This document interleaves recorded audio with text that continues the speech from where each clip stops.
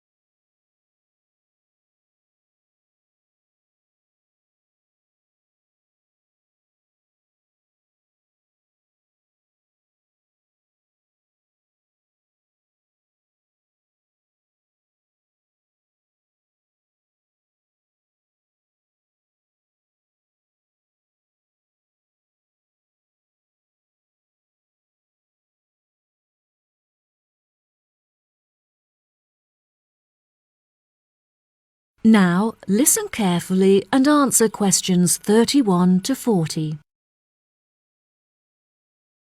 Good morning. Today, I'd like to discuss the results of our patient survey. We have reviewed the data collected in order to measure the strengths and weaknesses of our hospital and to determine potential future plans for improvement. The first question on the survey attempted to determine the main reason that patients choose to come to our hospital for treatment rather than others in the vicinity. The data showed that even though our hospital is not as centrally located as others, we offer a very good transportation service that enables patients to travel here by bus or train free of charge. Despite there being other hospitals that are larger with more facilities than ours, we still have higher patient numbers. The second question on the survey asked what quality patients hoped for most when visiting the hospital. There were 5 choice options, including short waiting times and friendly service from nurses. However, the data collected showed that most patients hoped that the hospital is clean when they visit it. It seemed that patients were not concerned with the clarity of signs and notices in the hospital, as this option got the smallest number of votes. They were, however, very keen to be given prior information by the staff about hospital treatments. Using the data collected from our survey, we have developed a list of actions that will be adopted within the next year. A main focus of these improvements is our website, which is currently very outdated. We will not only update our in-hospital service for the use of the medical staff, but also our main service so that local residents can also benefit from it. We hope that this new service will attract a large number of new patients. It is clear from the feedback that many members of staff are unhelpful towards patients and inefficient when carrying out their tasks.